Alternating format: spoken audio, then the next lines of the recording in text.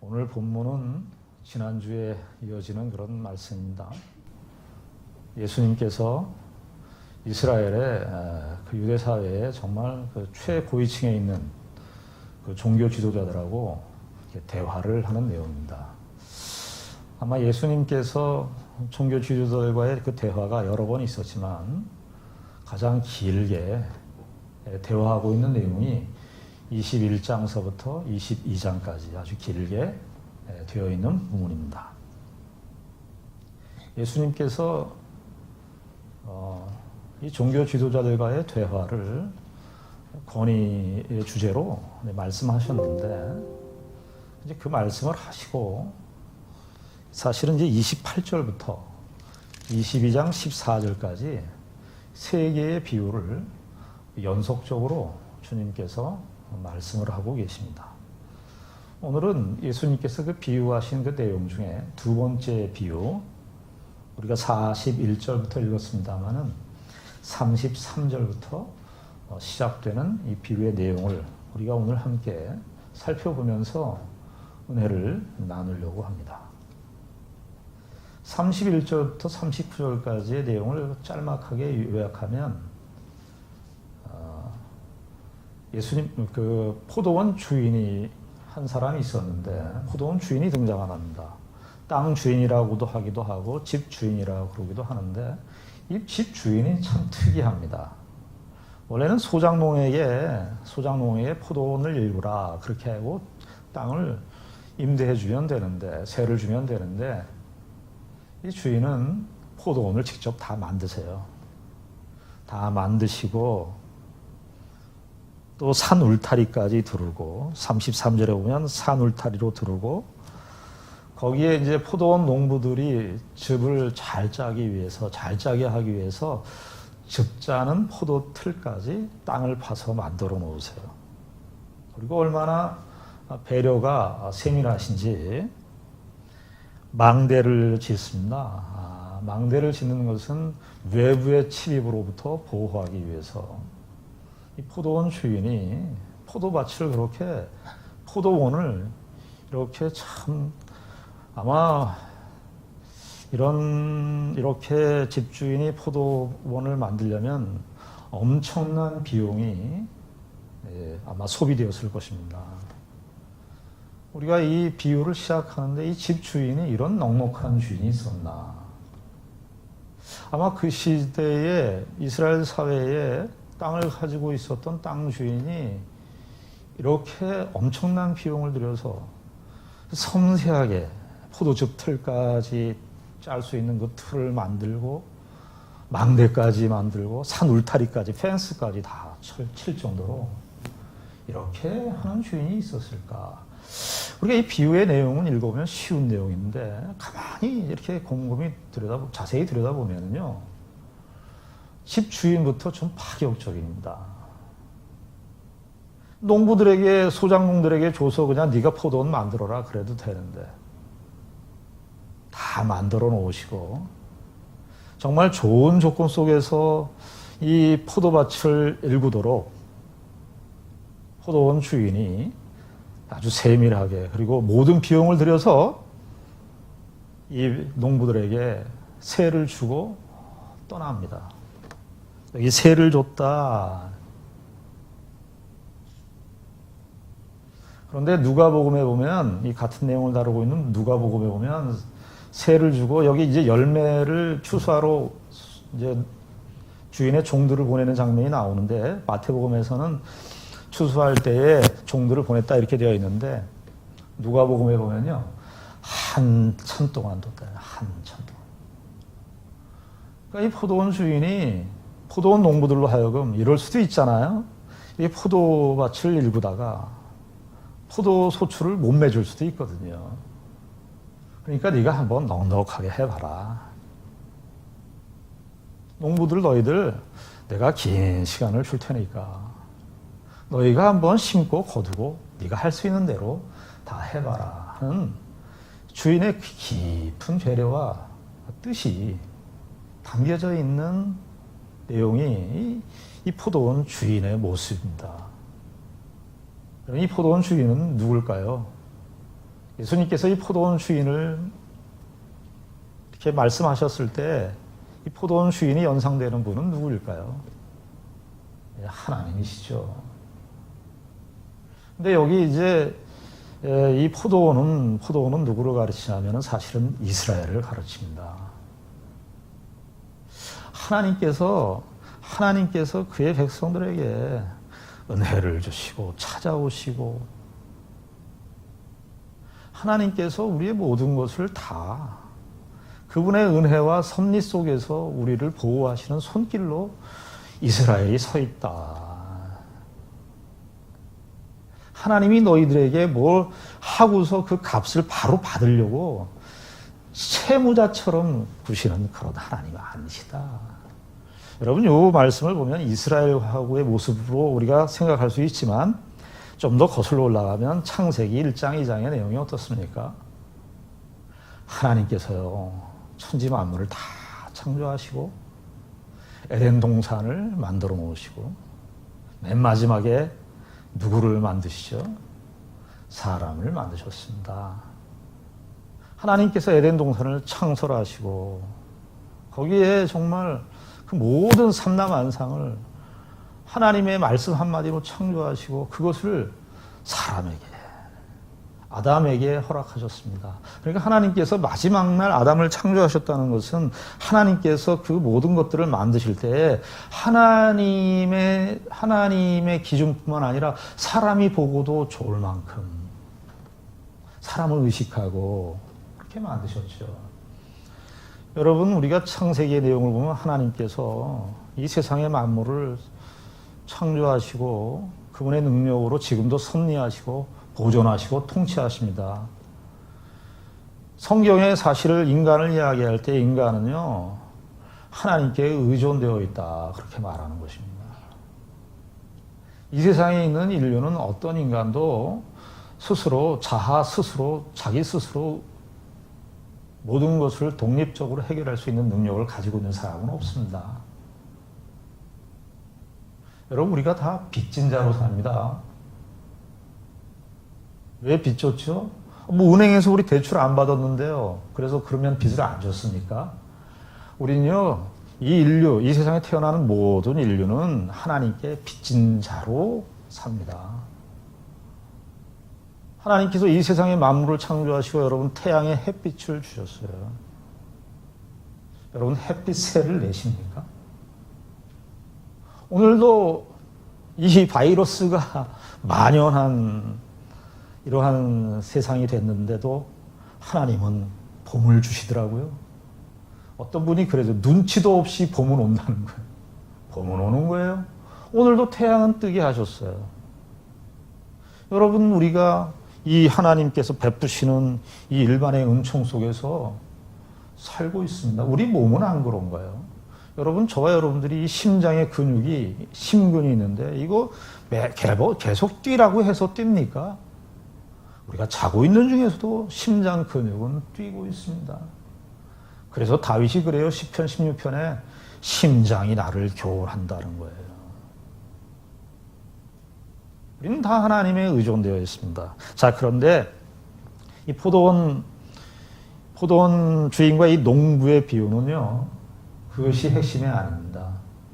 그것은 시작이에요. 이 주인이 이렇게 마음씨 좋고 넉넉하고 은혜로우신 포도원 주인이 있는데 한동안 지나서 소출을 받으러 갔는데 어떻게 대접합니까? 34절에 보면 열매 거둘 때가 가까우매 그 열매를 받으려고 자기 종들을 농부들에게 보내니, 여기 자기 종들은 사실은 주인을 대변하는 것인데 주인이 직접 갈 수도 있어요. 근데 주인이 자기가 직접 가면 미안할까 봐 사실은 이 농부들을 배려하는 거예요. 종들을 보내는 거예요. 동격을 보내는 거예요. 기분 나쁘지 않도록, 마음에 조금이라도 걸림이 없도록 이 포도원 주인이 종들을 보냅니다. 그런데 35절에 보면 이 농부들이 의외의 반응을 보입니다. 어떤 반응을 보이죠? 농부들이 종들을 잡아. 여기 농부들이 종들을 잡아 이렇게 되어 있지만 원래 헬라어 성경에는 잡는다라는 말이 먼저 나와 있어요. 그리고 그 현재 분사로 되어 있어서 강조하는 거예요. 계속 이렇게 잡고 있대요. 그래서 저는 이 본문을 볼 때 아마 이 농부들이 종들이 오는 것을 미리 보고 있다가 대의한 것이 아닌가. 농부들, 그래서 첫 번째 종들을 보냈는데 종들을 이렇게 잡아채서 어떻게 합니까? 하나는 심히 때리고 하나는 죽이고 하나는 돌로 쳤어요. 이 3이라는 것, 3이라고 하는 것, 3번이라고 하는 것은 성경에서 이 완전수에 해당합니다. 주님, 이 주인께서도 참 아마 이 포도 열매의 그 완전한 추수를 염두에 두고 보냈을 텐데 이 농부들이 하나는 심히 때리고 하나는 죽이기까지 하고 그리고 하나는 돌로 쳤어요. 그런데 이 첫 번째 종들을 보내고 난 이후에 주인의 반응은 없는데 주인이 아마 소식을 들었지 않았겠나 싶습니다. 그런데 주인은 36절에 어떻게 합니까? 포도원 주인이 다시 다른 종들을 처음보다 많이 보냈다. 이게 뭐죠?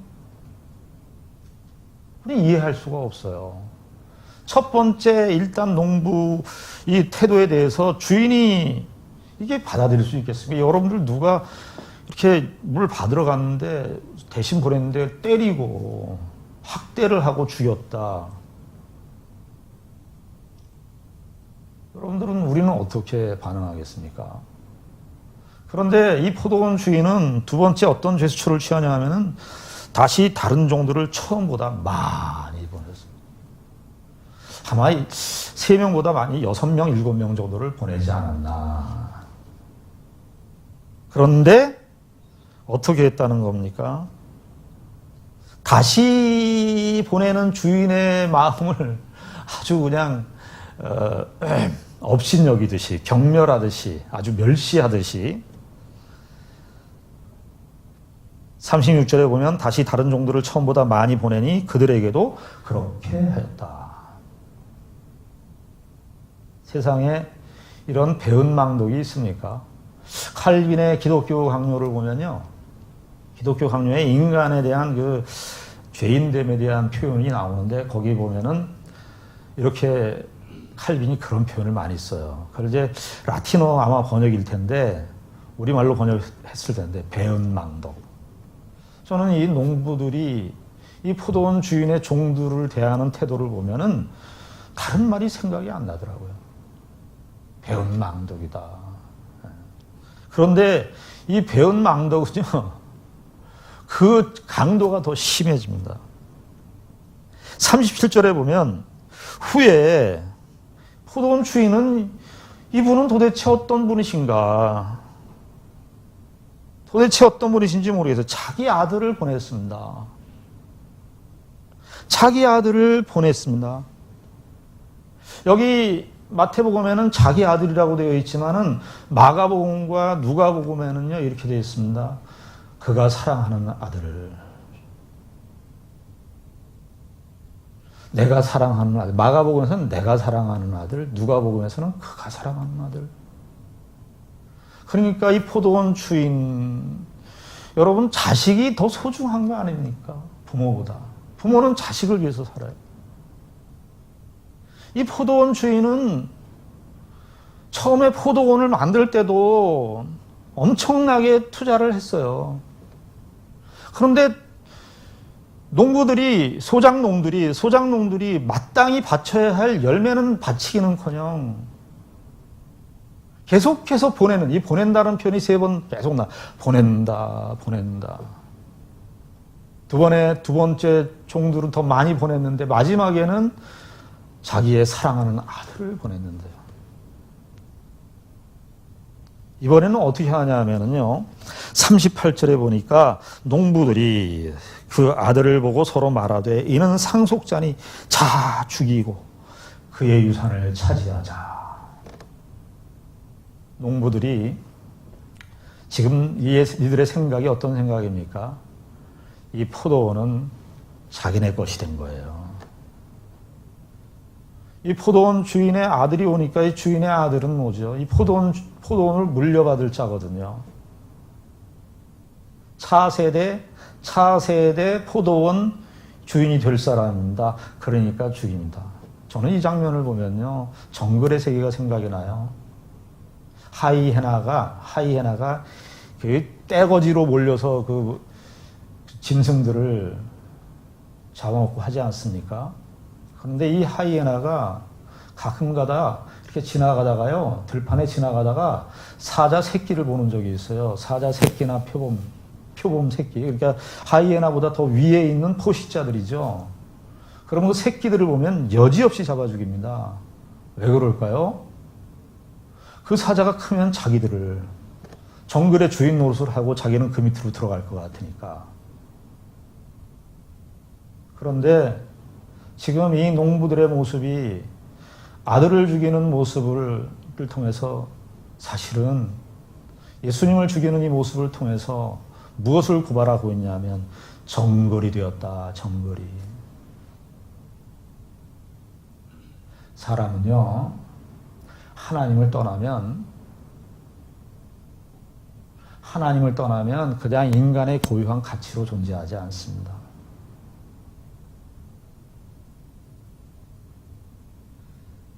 정글의 세계, 약육강식의 세계, 적자 생존의 세계를 만들어버립니다.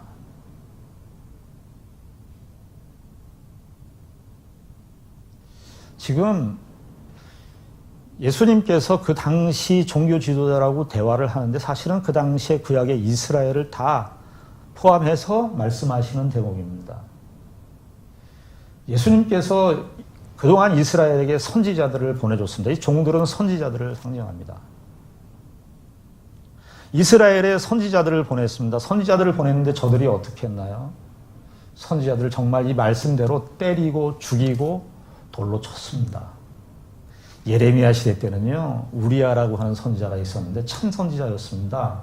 하나님의 말씀을, 참 선지자로 하나님의 말씀을, 참된 진리의 말씀을 전파했습니다. 그런데 핍박이 심해지니까 이 우리야라고 하는 선지자가 애굽으로 피신을 하게 됩니다. 그런데요, 그때 여호야김 왕이 있었는데 애굽에까지 가서 그 우리야라고 하는 선지자를 잡아서 죽입니다. 주전 7세기, 8세기 때 하나님께서 선지자를 가장 많이 보냈습니다.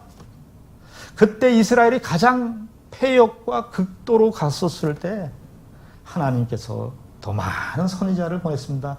이사야, 예레미야, 미가, 아모스. 근데 어떻게 했습니까? 예레미야는 정말 맞았습니다. 목에 퇴원까지 당했습니다.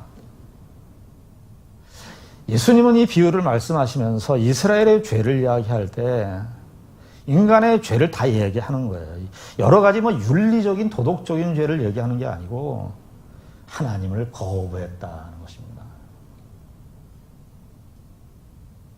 여러분, 이스라엘만의 문제입니까? 이스라엘은 그 당시의 인류를 대표하는 대표자들입니다. 하나님을 거부해요. 우리의 본성 중에 인간의 본성이 말이죠, 하나님을 거부하고 싶어요. 하나님을 배제해버리고 싶어요.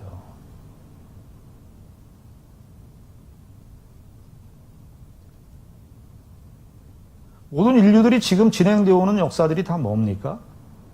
하나님을 배제해버리는 거예요. 우리의 삶의 영역에서 더 이상 하나님 간섭하지 마십시오. 하나님 좀 나를 좀 놔두십시오.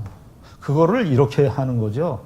자아 독립적인 존재로 산다는 거죠. 내가 선택하고 내가 결정하고 그러는 것이 인간의 전형이고 인간이 살아가는 가치고 보람이라고 얘기하는 것인데 사실은 모든 인류의 그 근저에는 하나님을 배제해버리고 싶은 거예요. 그것은 원시 초기에서부터 나왔어요. 창세기의 기록 속에서부터 나왔죠. 에덴 동산에서 뭐 했어요, 아담이? 아담의 모습이 어떤 모습으로 이야기했어요? 내가 하나님과 같이 되겠다는 거 아니에요? 하나님과 같이 됐죠. 그래서 인류의 역사가 배도의 역사로 흘러온 것 아니겠습니까? 창세기 1장서부터 11장까지가 고대사의 기원을 말씀해 주는데 11장이 무엇으로 끝나나요? 바벨탑 사건 아닙니까?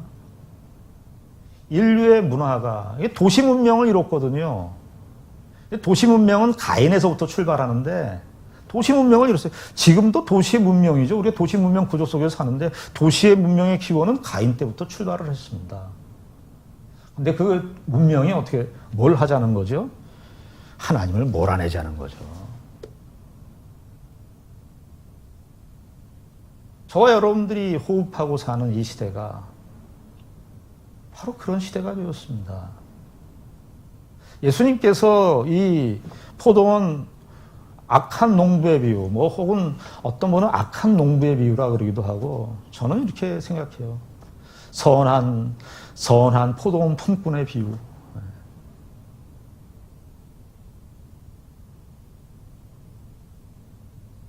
그 주님을 거부하는 것으로 참 그런데 한심하죠. 사람은 정말 한심한 것 같아요. 뭐가 좋은지를 몰라요. 뭐가 우리에게 생명이 되고 뭐가 우리의 인생의 진정한 행복이고, 사람들은 다 행복하고 싶어 하는데 어떻게 해서 행복해야 되는지는 고민을 안 합니다.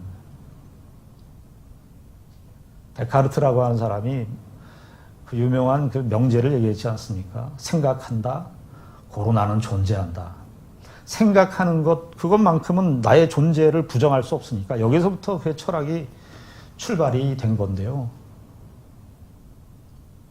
누가 바꿔서 얘기하더라고요. 오늘 현대를 가리켜서 생각한다, 고로 나는 존재하지 않는다.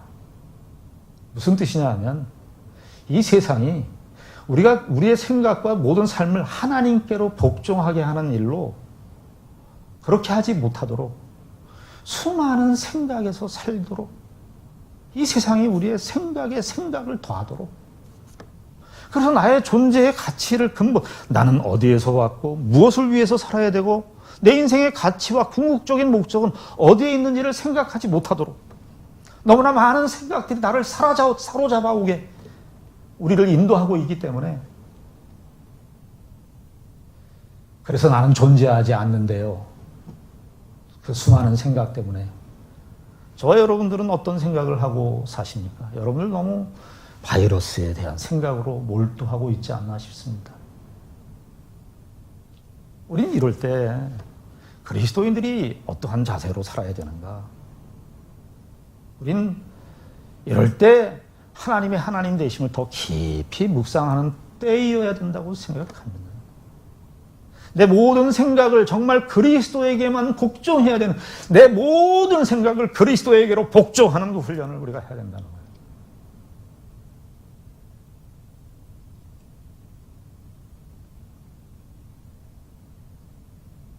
이것이 성경이 말하고 싶은 건데요. 마르틴 루터가 그렇게 얘기를 했습니다. 인간은 태어날 때부터 자기에게 기울어진 존재로 태어났다는 거예요.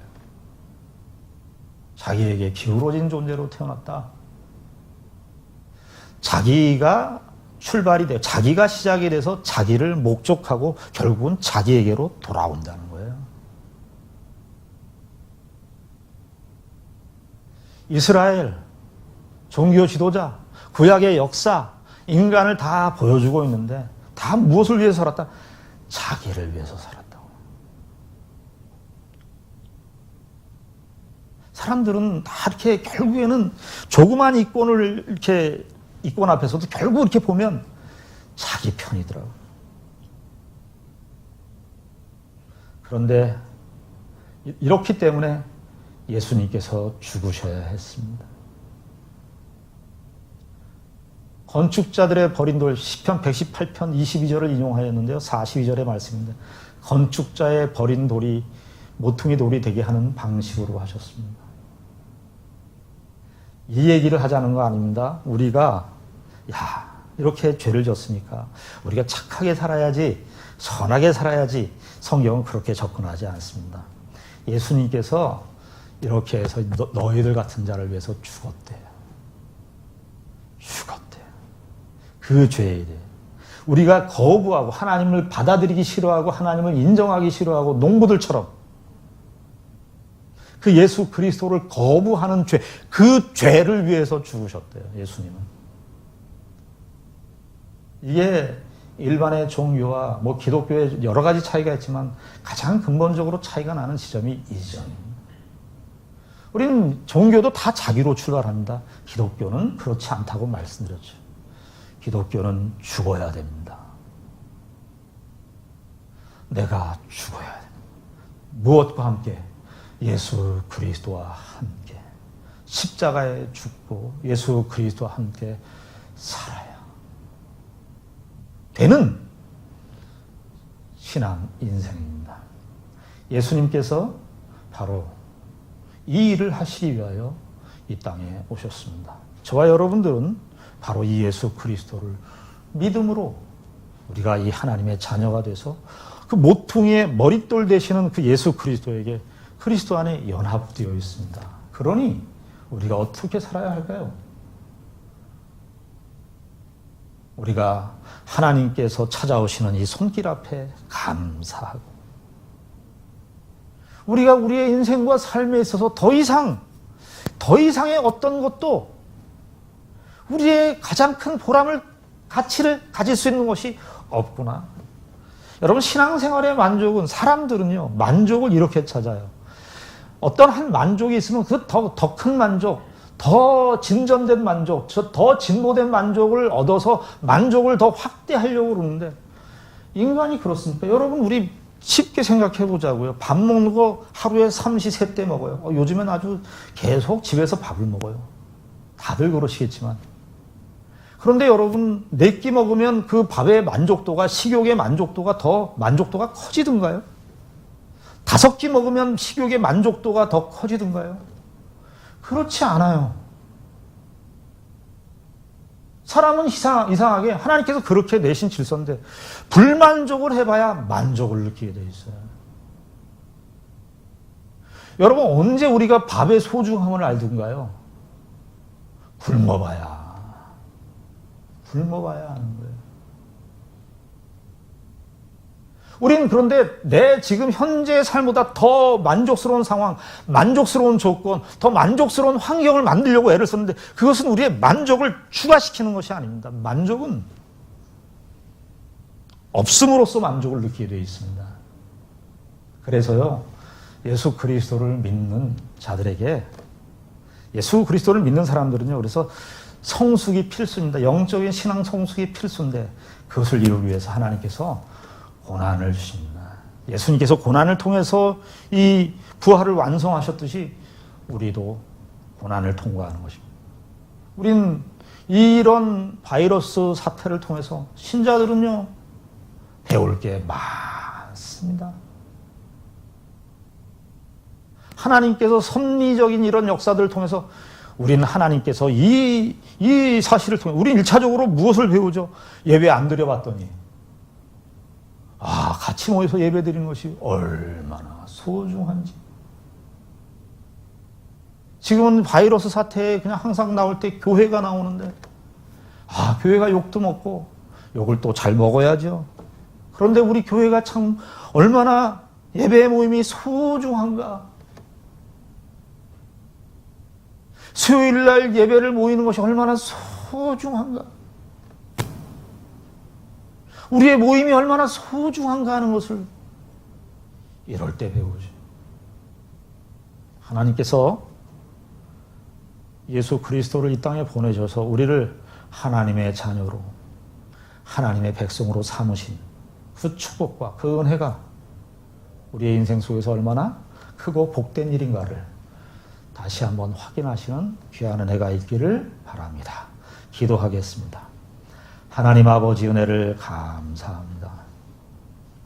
주님께서 이 비유의 말씀을 통해서 이스라엘만을 지적하는 것이 아니라 인간 모두를 지적하셨습니다. 우리는 십자가 외에는 답이 없습니다.